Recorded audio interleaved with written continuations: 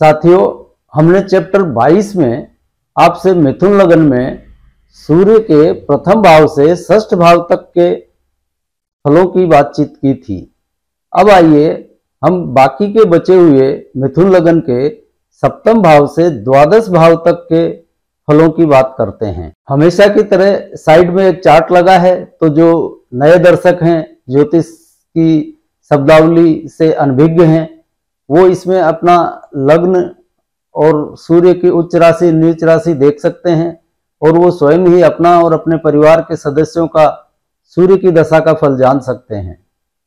तो आइए अब बात करते हैं मिथुन लग्न में सप्तम भाव में धनु राशि में सूर्य हो तो वो क्या फल देंगे। यहां पर सूर्य अपने उच्च भाव से नवम और स्वराशि से पंचम हो जाएंगे, जो कि एक बहुत ही सुंदर स्थिति बनाता है। ऐसा जातक भाग्यवान होता है, यह दृष्टि संपन्न भी होता है, अच्छे बुरे की परख भी रखता है। यदि यही सूर्य नक्षत्र स्वामी हो तो फिर इसके छोटे भाई बहन नहीं होते। हाँ, बड़े जरूर होते हैं लेकिन छोटे नहीं होंगे। इस दशा में जातक को अपने बड़े भाई बहनों का अच्छा सुख सहयोग साथ मिलता है, उनसे मान सम्मान इज्जत भी मिलती है और हर तरह की मदद भी मिलती है। यानी बड़े भाई बहन इसके लिए मददगार साबित होते हैं। इस सूर्य की दशा में जातक को आजीविका के रूप में इस दशा में नौकरी का ही आश्रय लेना पड़ता है और नौकरी करना ही इसके लिए श्रेष्ठ विकल्प है और उसमें यह उन्नति भी बहुत कर जाता है। ऐसा जातक स्वभाव से धार्मिक, श्रद्धालु और परंपराओं का पालन करने वाला होता है और सबसे बढ़कर यह भाग्य का धनी होता है। पिता, चाचा, ताऊ, बुआ, बड़े भाई बहन, इन सबको इज्जत देने वाला होता है और उनका कहना भी ये मानता है और उससे यह बहुत लाभ उठाता है। जातक का शरीर इस दशा में स्वस्थ रहता है, कोई इसको कष्ट, बीमारी, तकलीफ नहीं होती है और सबसे बड़ी बात कि यह गलत खान पान से दूर रहता है। ना तो कोई अभक्ष भक्षण करेगा, ना ही कोई किसी तरह का नशा करेगा। अभी तक हमने आपको मिथुन लग्न में सप्तम भाव के सूर्य के फलों के बारे में बताया। आइए अब जानते हैं मिथुन लग्न में अष्टम भाव में मकर राशि में स्थित सूर्य क्या फल देंगे। यहां पर सूर्य अपने भाव से छठे और उच्च से दसम हो जाएंगे। तो इस दसम की वजह से सूर्य अपनी दशा अवधि में जीवन के दुखों में बढ़ोतरी कर देते हैं। जातक को अपनी इच्छाओं की पूर्ति के लिए इस दशा काल में बहुत तरह के पापड़ बेलने पड़ते हैं, बहुत तरह के कष्ट उठाने पड़ते हैं। इसका कोई भी कार्य आसानी से नहीं होता, सुगमता से नहीं होता। हर काम में अड़चन अड़ंगे इसको आते ही रहते हैं और इस दशा में स्वार्जित संपत्ति पर भी कई तरह की बाधाएं खड़ी हो जाती हैं। मान लीजिए मकान बनाना शुरू किया हो इस दशा के शुरू होने के पहले, तो वो पूरा नहीं हो पाता। पूरा मकान हो तो किसी कारणवश उसके बिकने की नौबत आ जाए। यानी कुल मिलाकर इसकी स्वार्जित संपत्ति इस समय महफूज नहीं रहती है और धन की समस्याएं तो इसके साथ चलती ही हैं इस दशा में। और इस जातक का कोई छोटा भाई बहन हो तो इस दशा काल में इसके छोटे भाई बहनों को भी आर्थिक तौर पर कष्ट और विपत्तियों का सामना करना पड़ता है। यानी यह दशा न केवल जातक के लिए बल्कि इसके छोटे भाई बहनों के लिए भी कष्टदायक साबित होती है। इस दशा काल में जातक के अपनी माता से भी संबंध खराब हो जाते हैं। अब कारण चाहे जो भी हो, पत्नी और सास की लड़ाइयों की वजह से हो या अन्य कोई सामाजिक या घरेलू कारण हो, लेकिन माता से इसके संबंध अच्छे नहीं रह पाते हैं। इस दशा में मित्र, नाते रिश्तेदार, सगे संबंधी कोई भी इसकी मदद को आगे नहीं आता। समाज का कोई व्यक्ति भी इसकी मदद को आगे नहीं आता। सब के सब इससे दूरी बना लेते हैं और इस तरह स्वयं को उपेक्षित समझते हुए जातक खुद भी समाज से, घर से, परिवार के मित्रों, रिश्तेदारों से कट लेता है और उनसे एक तरह की दूरी बना लेता है। अभी तक हमने आपको मिथुन लग्न में अष्टम भाव में सूर्य के फल बताए। आइए अब जानते हैं मिथुन लग्न में नवम भाव में सूर्य क्या फल देंगे। यहां कुंभ राशि में सूर्य अपनी स्वराशि से सप्तम और अपनी उच्च राशि से एकादश हो जाएंगे। यह सूर्य की दशा जातक की इच्छाओं को सफलीभूत करने का काम करती है, लेकिन यदि यह नक्षत्रपति हो तो जातक को पुत्र संतान होने में बहुत दिक्कत का सामना करना पड़ता है। अन्य किसी योग अनुसार मान लीजिए पुत्र हो भी गया जातक को, तो फिर आगे इसके पुत्र को पुत्र होने में यानी इसका पौत्र होने में दिक्कत जाती है।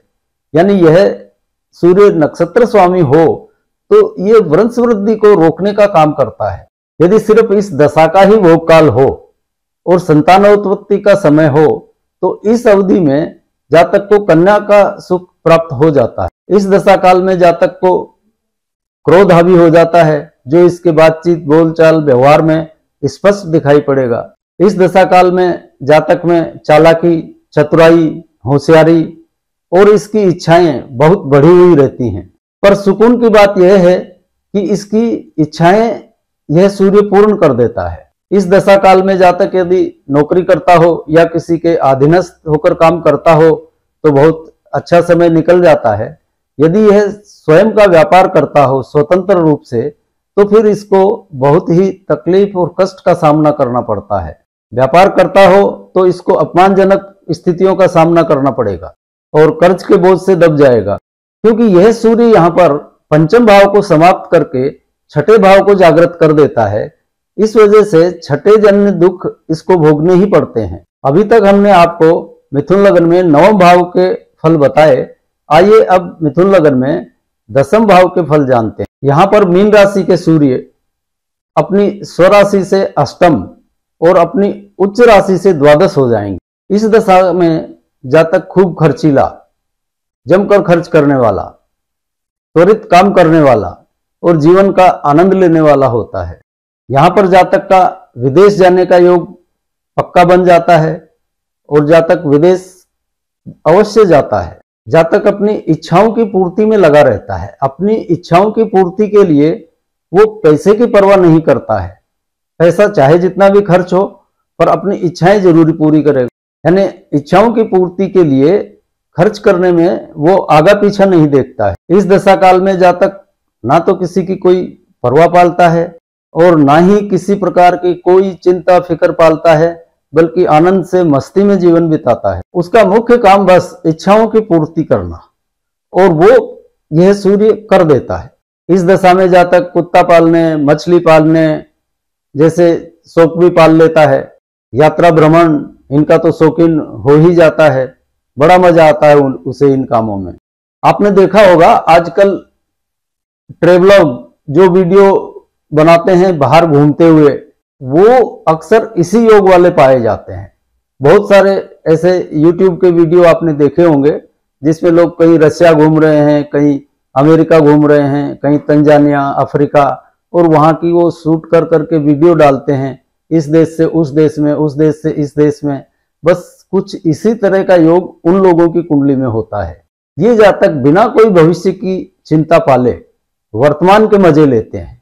कल क्या होगा इसकी इन्हें बिल्कुल भी परवाह नहीं होती। और खास बात कि जातक की इस दशा के फल इसके पिता के लिए भी बहुत ही शुभदायी सिद्ध होते हैं। अभी तक मिथुन लग्न में हमने आपको दसम भाव सूर्य के फल बताए।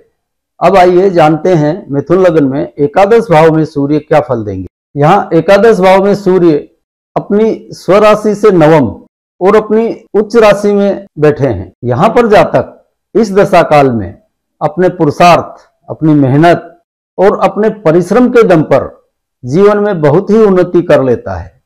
यह निठल्ला नहीं होता, इसको मेहनत करने में मजा आता है और उसका परिणाम भी इसको बहुत ही सुंदर मिलता है। और जातक मेहनत करते हुए जीवन में एक खास मुकाम तक पहुंच जाता है। जातक की उद्यमशीलता और उसका हौसला, ये दोनों ही चीजें इसके आगे बढ़ने में सहायक होती हैं, या आप कह सकते हैं कि यही आगे बढ़ने में इसकी पथ प्रदर्शक होती हैं। इस दशा में जातक के मन में कोई भ्रम नहीं रहता।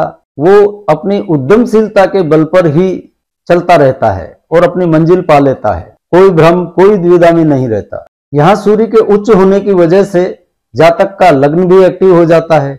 इसकी वजह से जातक का मान सम्मान और उसकी यश कीर्ति यह भी बढ़ती है। साथ ही साथ उसका पूरा कुटुंब उन्नति कर जाता है। यानी जातक के संपूर्ण व्यक्तित्व और उसके कुटुंब का यहाँ पर उत्थान होता है। भाई बहनों, ताऊ चाचों आदि से भी इसके संबंध घनिष्ठ और मधुर बने रहते हैं। जातक में गर्व और अहम की भावना रहती है। लेकिन यहाँ पर इसको पुत्र संतान की बजाय कन्या संतान संभावना ही ज्यादा रहती है, यानी इसको कन्या संतान होने के योग ज्यादा बन जाते हैं। अभी हमने बात की मिथुन लगन में एकादश भाव में सूर्य के फलों की। आइए अब मिथुन लगन में द्वादश भाव में वृष राशि में बैठे सूर्य क्या फल देंगे इसकी चर्चा कर लेते हैं। यहाँ पर सूर्य अपने भाव से दशम और अपनी उच्च राशि से द्वितीय हो जाते हैं। इस सूर्य की दशा का समय जातक की आर्थिक उन्नति के लिए सर्वोत्तम सिद्ध होता है और धन के मामले में यह दशा एक तरह से इच्छा पूर्ति करने वाली होती है, यानी जातक को चाहे गए धन की प्राप्ति हो जाती है। धन के मामलों में यह सूर्य उसके लक्ष्य प्राप्ति में बहुत ही सहायक होता है, यानी इस पूरे दशा काल में सूर्य के पूरे दशा काल में धन और कुटुंब इन दोनों के सर्वोत्तम फल जातक को मिलते हैं। अब मान लीजिए यही सूर्य नक्षत्र स्वामी हो और जातक के यहाँ कन्या का जन्म हो जाए तो समझ लीजिए कि उसकी धन के मामले में इतनी उच्च स्थिति हो जाती है कि उसने कभी कल्पना भी नहीं की होगी। कन्या संतान का होना ही यहाँ लक्ष्मी के घर में पैर रखने जैसा साबित होता है। और मान लीजिए यह सिर्फ दशा का ही आगमन हो तो भी जातक अपनी चालाकी, चतुराई और अपनी वाणी के दम पर यथेष्ट उन्नति कर लेता है और धन परिवार दोनों के मामले में अच्छे फल इसको मिलते हैं। ये जातक कमाता भी खूब है और खर्चा भी खूब करता है, यानी कंजूस नहीं होता, कमाएगा खर्च करेगा। और मान लीजिए इस जातक को सिर्फ पुत्र ही हो और पुत्री नहीं हो तब क्या स्थिति होगी। इस अवस्था में जब भी इसके पुत्र का विवाह हो जाएगा, यानी इसको पुत्र वधू आ जाएगी, तब समझ लीजिए कि इसकी धन की स्थिति सुदृढ़तम होती चली जाएगी। इस सूर्य की दशा के अच्छे फल पाने के लिए सिर्फ दो ही उपाय हैं कि या तो जातक को कन्या संतान हो अथवा जातक की पुत्र वधू घर में आ जाए, तो धन के मामले में इसकी सर्वोत्तम स्थिति हो जाती है। जातक के बड़े भाई बहन, ताऊ, चाचा, बुआ इत्यादि भी इसकी भाग्योन्नति में बहुत ही सहायक सिद्ध होते हैं। आज के चैप्टर में हमने आपसे मिथुन लगन के सप्तम से लेकर द्वादश भाव तक के फलों की, सूर्य के फलों की चर्चा की। अब आज के चैप्टर को यही विराम देते हैं और अगली बार मिलेंगे फिर किसी नए विषय के साथ। तब तक के लिए जय जय सिया राम।